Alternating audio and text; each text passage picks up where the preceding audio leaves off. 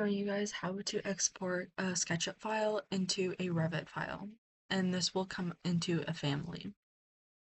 So you're going to want to highlight your Sketchup model, and this can either be the entire model or just a selection of it.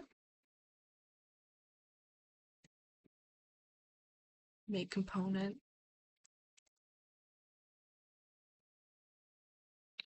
And then you're going to want to get out of it and reselect it, and then you can go save as. And then we're going to want to go insert.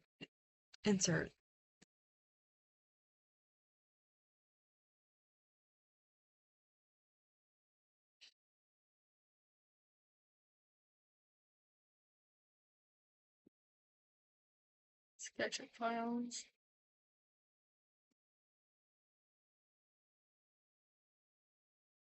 And